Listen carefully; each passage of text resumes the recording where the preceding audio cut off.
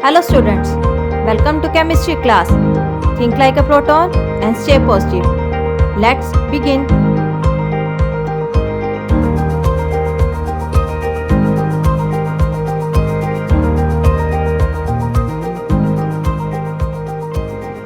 Next topic is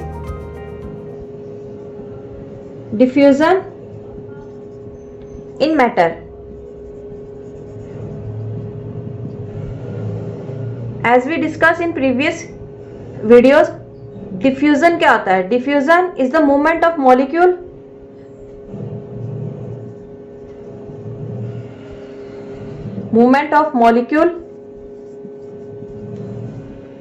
from high concentration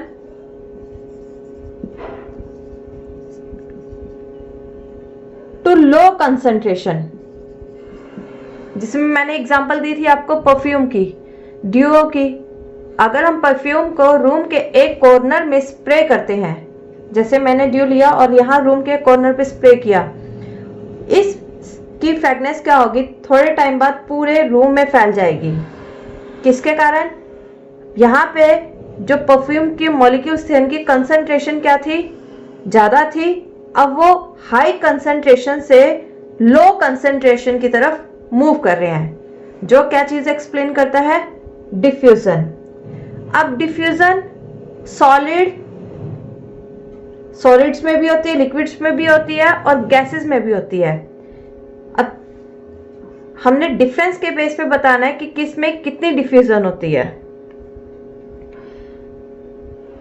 solids की बात करें, सॉलिड्स में अगर मॉलिक्यूलर स्ट्रक्चर बनाऊं तो सॉलिड्स के मॉलिक्यूल्स क्या है? बहुत ज्यादा टाइटली पैक्ड है, क्लोजली पैक्ड. इनमें रेट ऑफ डिफ्यूजन क्या होगा? नेग्लिजिबल होगा. Rate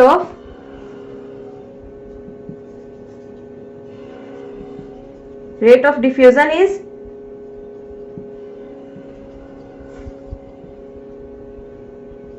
negligible.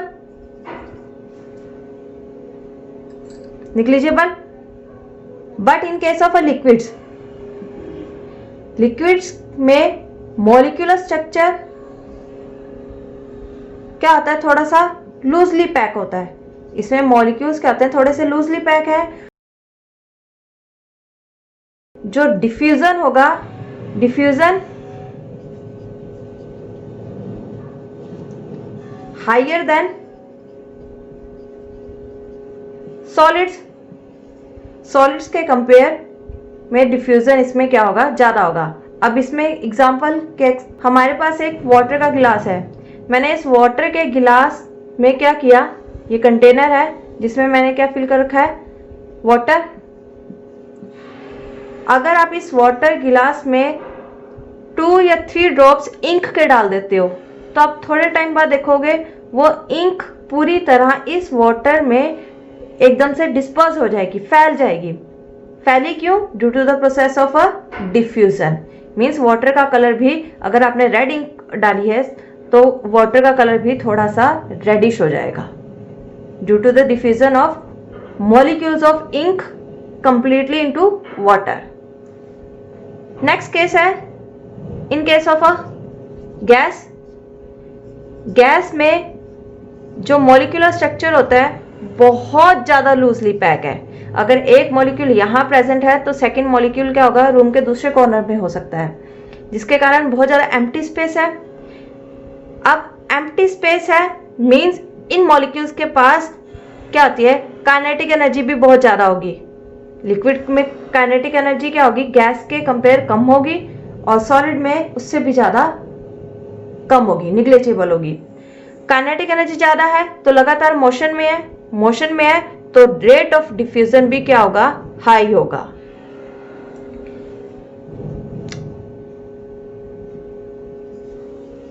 Higher amount of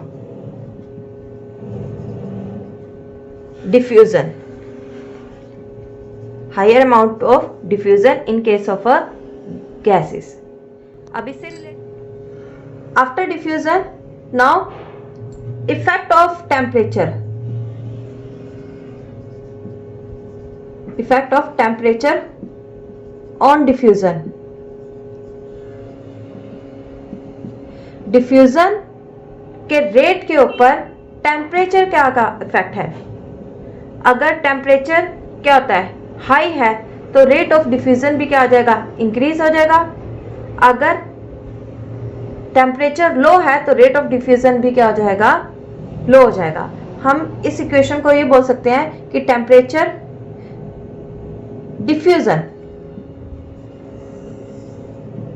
diffusion is directly proportional to temperature.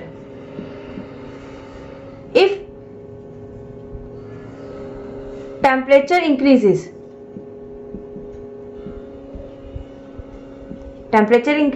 then rate of diffusion is also increases. For example, we do not get the smell of cold food from distance, but we get smell of hot food from distance. What does it means?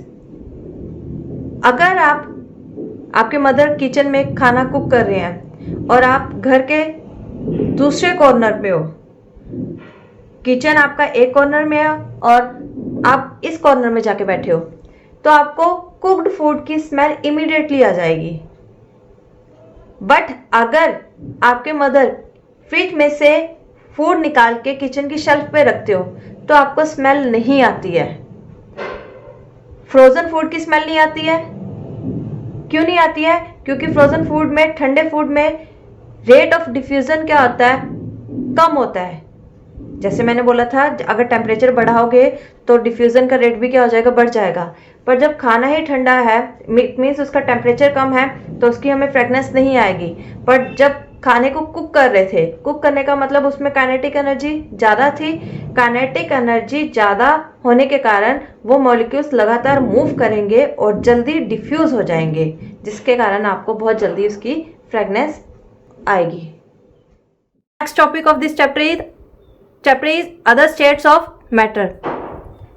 In this topic I am going to discuss two more states of matter, which is plasma and Bose-Einstein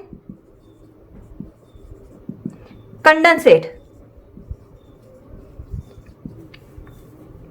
Students, you already know about the three main states of matter that we already discussed in previous videos, which is solid, liquid and gas. Today I am going to discuss fourth and fifth state of matter. Now we start with the plasma. Plasma is the fourth state of matter.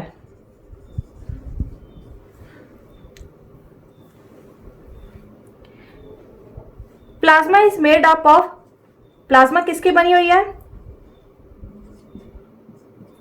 It is formed of ionised gases and free electrons.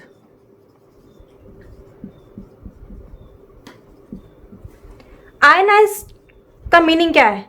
Ionised means जिसके ऊपर कोई भी charge value होती है, which contain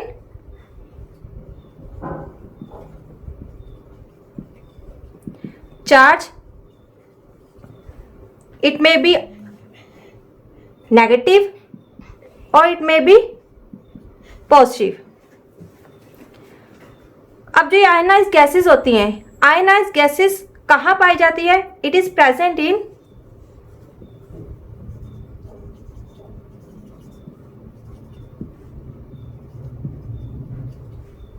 atmosphere, जो atmosphere में present होती हैं वो गैसेस जब आयनाइज हो जाएं और उनके साथ क्या आ जाएं, फ्री इलेक्ट्रॉन्स भी लिबरेट हो जाएं, तब वो क्या फॉर्म करते हैं, प्लाज्मा फॉर्म करते हैं।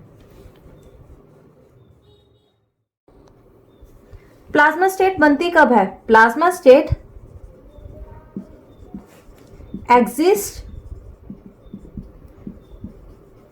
Normally at 10,000 to 15,000 degree Celsius temperature.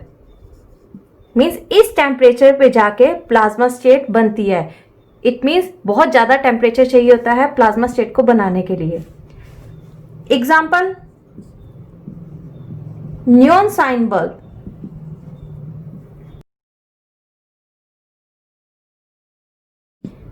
Fluorescent lights.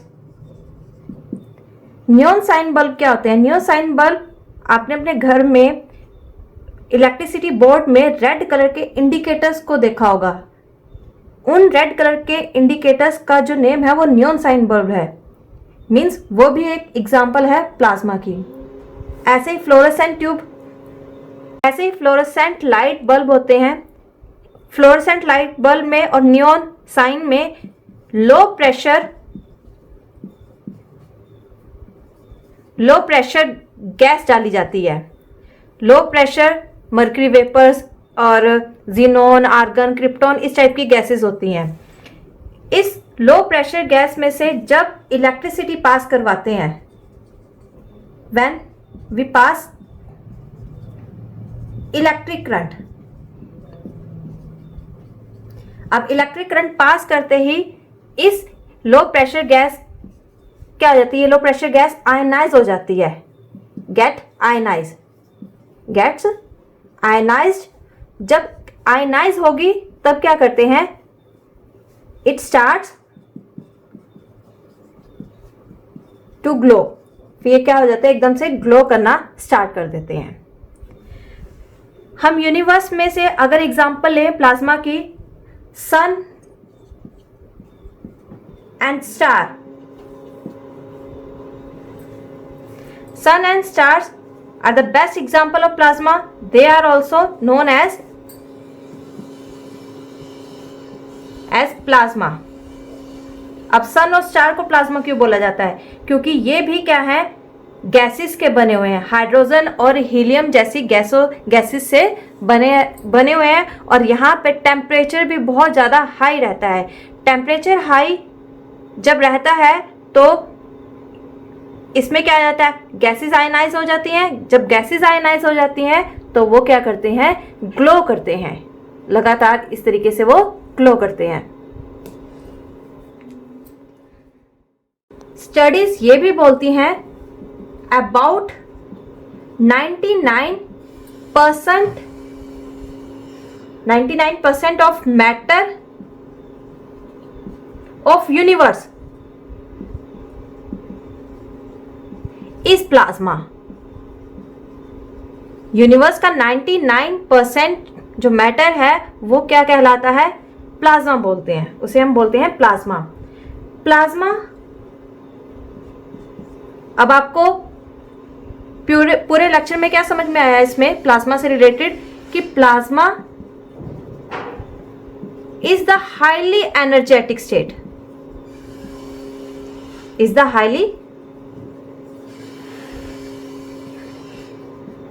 Energetic state of matter. Highly energetic क्यों है?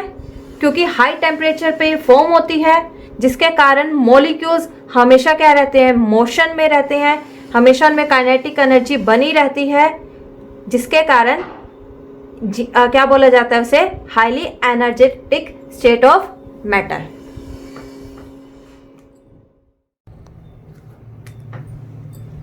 Fifth state of matter,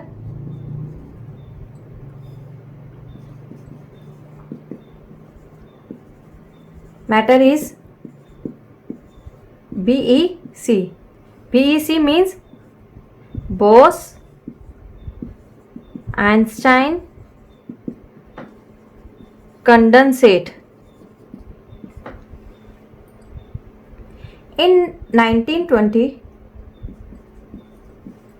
two scientists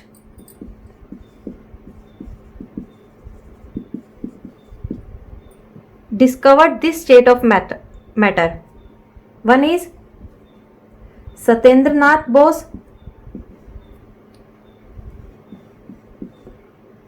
which is an Indian. Another is Albert Einstein.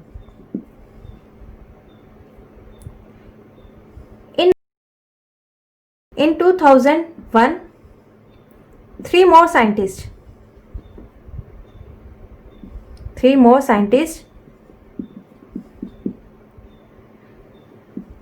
did more work on this state of matter.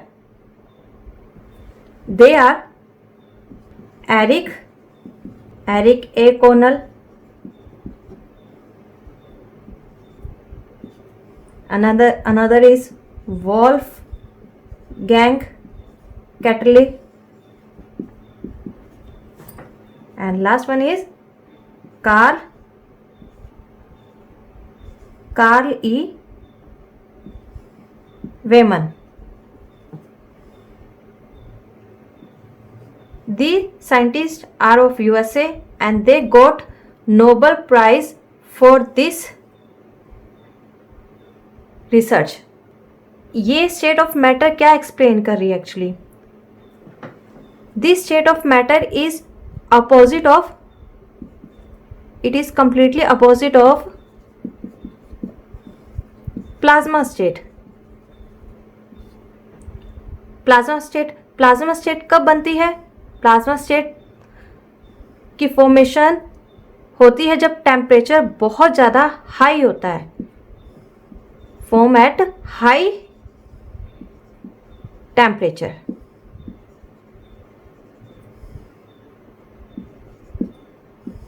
High temperature पे formation होती है और जिसके कारण plasma state के जितने भी मॉलिक्यूल्स होते हैं उनका एनर्जी लेवल बहुत ज़्यादा हाई होता है. बट बीसी की फॉर्मेशन तब होती है जब टेम्परेचर क्या हो जाएगा?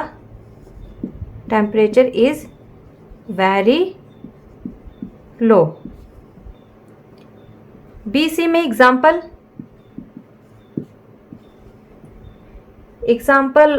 सुपरफ्लूइड. Example of BEC is superfluid. Superfluid क्या है? Superfluid is actually liquid helium gas, and this helium gas is liquefied at a very low temperature. Low temperature means at 0 Kelvin. Now we discuss more about BEC. BC में क्या आता है? जब gases, when the gases of low density, gases of low density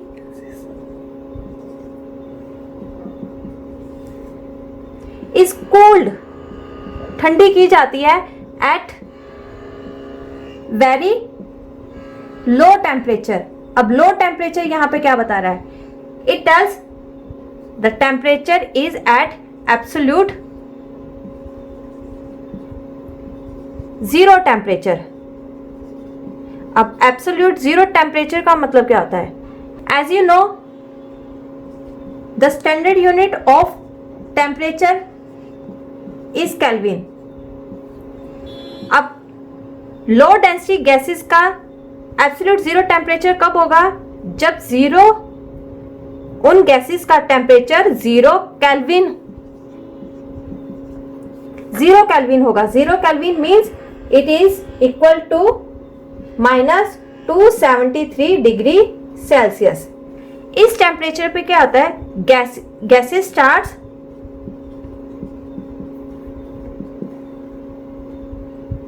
clumping. Gases starts clumping. यहाँ पे clumping means क्या है? Clumping का मतलब है वो गैसेस क्या हो जाएंगी, इकट्ठी होनी शुरू हो जाएंगी, क्लम्प्स बन जाएंगे। अब इकट्ठी हो गई हैं और वहीं पे क्या हो जाएंगी, वो सिकुड़ जाएंगी। जब वो क्लम्पिंग करती हैं गैसेस, तब वो क्या कहलाते हैं? At this state they are known as super atoms. अब हम फिफ्थ स्टेट ऑफ मैटर को, बीईसी को, सुपर कूल्ड बॉडी से भी जानते हैं। They are also known as super cooled bodies. I hope you understand this topic. We'll continue in next video. See you soon.